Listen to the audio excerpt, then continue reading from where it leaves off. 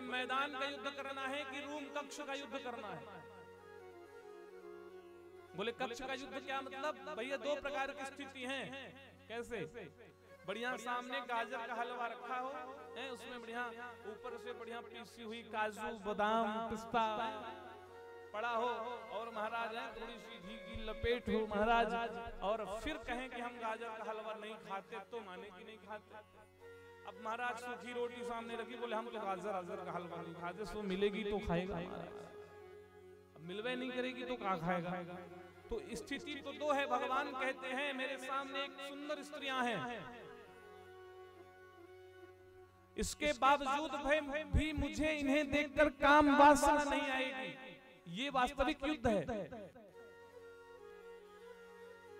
ये वास्तविक युद्ध है। महाराज सुखदेव जैसा जनक जी ने जब परीक्षण लिया तो नग्न सुखदेव जी के सामने अपने सुंदर सुंदर दासियों को भेज दिया नग्न करके। इसके बाद भी सुखदेव को काम वासना नहीं हुई, तो महाराज सुखदेव को भागवत अध्ययन करने का अधिकार प्राप्त भया। निवेदन करूं, जीवन में अच्छी स्त्रियों के सामने सानिध्य भाव हो, सामने हो, और महाराज इसके बाद हम कहें कि हम ब्रह्मचारी हैं, तो हम ब्रह्मचारी हैं। अब महाराज जंगल में पड़े रहे, स्त्रियां दिखे ना महाराज, फिर कहें हम ब्रह्मचारी, तो काहे का भगवान कृष्ण कहते हैं आज हर स्त्री सुंदर है मेरे सामने, इन सुंदर स्त्रियों के सामने आज मैं रास करूंगा। काम जो बिगाड़ना है बिगाड़ लीजिएगा, आज हमारा आपका आमने सामने का युद्ध होगा। काम देने का ठीक है महाराज। भगवान श्री कृष्ण ने अपने पंचबाणों का आवाहन कर महाराज तुरंत तीर कमान छोड़ा है और महाराज नृत्य करना प्रारंभ किया है। काम सोच रहा था कहां प्रवेश कर जाऊं, कहां प्रवेश कर जाऊं, पर निवेदन करूं जैसे एक 85 साल की बूढ़ी मां के साथ एक महाराज 3 साल का बच्चा खेलता है, कलोहल करता है, वही भाव गोपी और कृष्ण में था। क्यों? क्योंकि जब कृष्ण रास कर रहे थे तो भगवान की उम्र 11 वर्ष थी, और जो गोपियां रास करने आई थी उनकी कोई 105 वर्ष, कोई 107 वर्ष की गोपियां थी। अब ये बताइए कभी 105 वर्ष की मां को देख के 11 साल का बालक कामबस होगा? कतई नहीं। भगवान ने रास किया, गोपियां बड़ी प्रसन्न हुई, रास की लीला खत्म भई, महाराज समाप्त भई कि सुखदेव जी से परीक्षित जी प्रश्न कर दिए। वाह महाराज, जो ईश्वर सदा संकल्प लेकर आता है, धर्म संस्थापयार्थामि संभवामि युगे युगे, जब जब होई धर्म के हानि बाढ़ई असुर महाभिमानी, तब तब धरि प्रभु विविध शरीरा, हरहि रोग भव सज्जन पीरा, हरहि सकल भव सज्जन पीरा। आज वो कृष्ण इन गोपियों के साथ, पराई स्त्रियों के साथ, दूसरों की माँ बहन बेटियों के साथ इस प्रकार गलवैया डालकर नृत्य कर रहे हैं। ये कौन से धर्म की स्थापना है? देखिए, जो भगवान की रासलीला को समझ नहीं पाते उनके अंदर ये संदेह जरूर बना रहता है। आजकल के युवाओं से पूछो कि भैया क्यों गलत कार्य करते हैं, क्यों 4 जगह आप जो है तो बात करते हैं, सबको फिर धोखा देते हैं। बोले ये तो कन्हैया जी ने किया था, बस उन्हीं के सूत्र पे चल रहे हैं। कृष्ण करें तो रासलीला, हम करें कैरेक्टर ढीला, बहुत कह देते हैं। गांजा पीने वाले युवाओं से पूछो, लिखा लेते हैं जय शिव शंकर, ताकि पूछे ना कोई शंकर जी के भगत है महाराज। कई तो महाराज यही लिखाई ली जय शिव शंकर, पूछे ही ना महाराज। गांजा कहे पी रहे भैया, रे शंकर जी का प्रसाद पंडित जी ना जाने हो। दुनिया का कोई शास्त्र ऐसा हो जिसमें ये लिखा हो कि शंकर भगवान गांजा पीते थे, जिंदगी में कभी व्यासपीठ पे नहीं बैठूंगा। कोई शास्त्र ऐसा बता दीजिए, किसी शास्त्र में नहीं लिखा भगवान शंकर गांजा पीते थे, धतूरा पीते थे महाराज, कुछ नहीं। वो तो सब भोला भगत है, तो भोलेनाथ के भगत सब कुछ ही बोले थे महाराज, भोला कुछ नहीं महाराज। हाँ, शास्त्र में एक प्रमाण जरूर आया है कि भगवान ने विष पिया, इसीलिए भगवान का एक नाम पड़ा, बोले नीलकंठ भगवान की। महाराज जो लोग कहते हैं कि ये गांजा पीने वाले भगवान शिव का अनुकरण कर रहे हैं, उनसे बस यही कहिए कि शंकर जी तो विषो पिए थे, बस एक पैकेट पी ले, फिर बच जाएगा तो मैं जीवन भर शंकर मान के तेरी पूजा करूंगा महाराज। गांजा तो तूने पी लिया शंकर जी के चक्कर में, अब विष राय पियो गए, जाने विष नुकसान करे महाराज, एक ही दिन खत्म कर।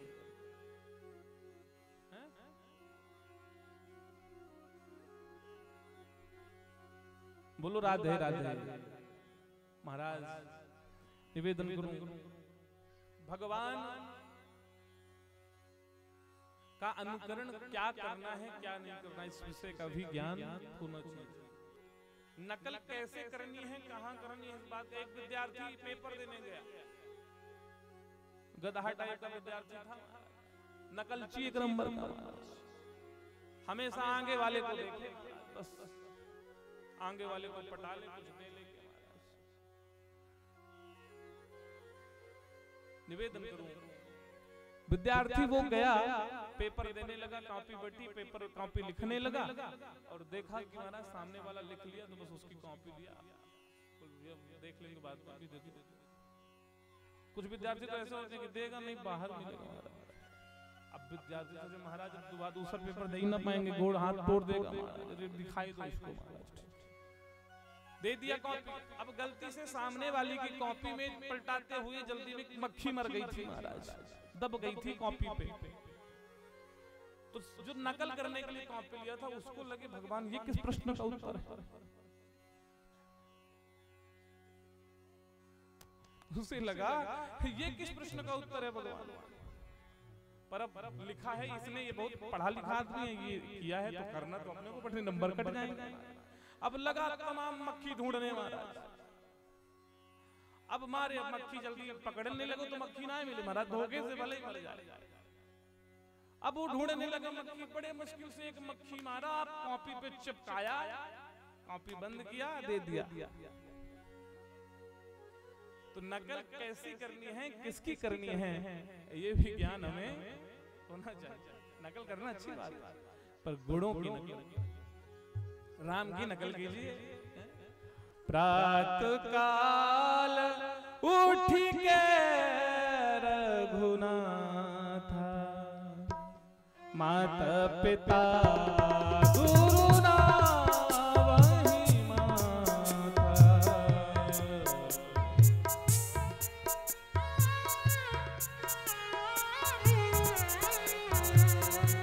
माता पिता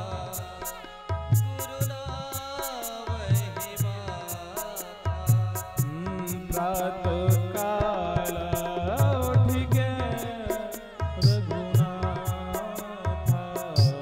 माता पिता गुरु ना वही माता।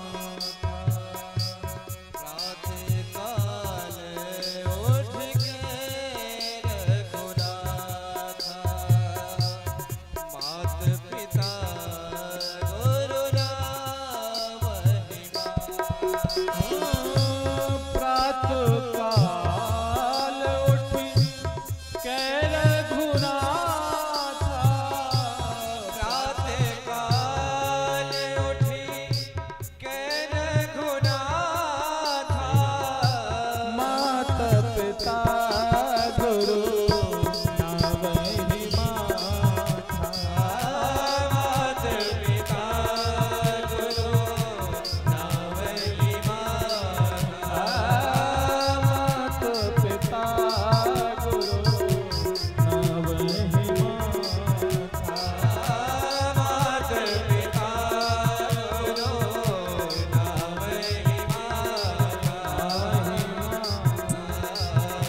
ना वही तो महाराज नकल किसकी करनी है, राम जी की, राम जी की नकल करनी है। अब मान लीजिए आप रावण की नकल कर गए, रावण की नकल कर गए तो रावण क्या करता है महाराज, माँ नहीं माता पिता नहीं देवा, माँ नहीं माते पिता नहीं देवा,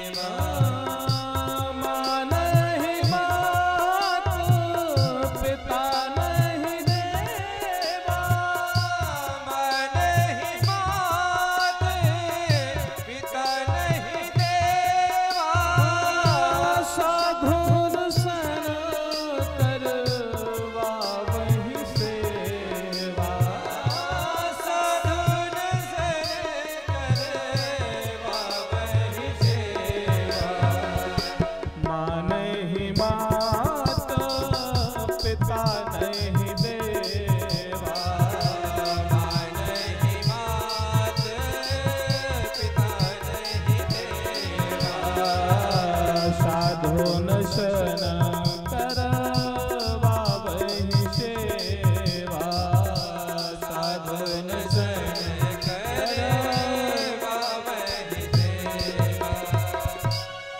तो रावण के आचरण क्या है? बरसने दीजिए, भक्तों की परीक्षा है आज।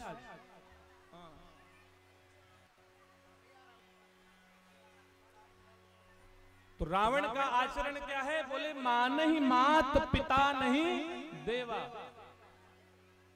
आपका बच्चा यदि आपकी बात ना मान रहा हो, आपकी आज्ञा का अनुसरण ना कर रहा हो, देवताओं की पूजा ना कर रहा हो, मतलब नास्तिकता भरी हो, तो समझ लीजिएगा कि बेटवा में रावणी आचरण आ गए हैं। बेटा में रावण घुस गया है महाराज। और आपका बेटा प्रातः काल उठ के रघुनाथा, मात पिता गुरु नावहि माता। यदि बेटे में लक्षण हो, प्रातः काल उठे और उठ करके पहले माता पिता गुरु जनों को, श्रेष्ठ जनों को प्रणाम करे, हाथ जोड़कर उन्हें प्रार्थना करे, भगवान के मंदिर जाकर देवताओं की प्रार्थना करे, तो जान लीजिएगा बेटवा में राम घुस गया है महाराज। राम आचरण आ गए हैं।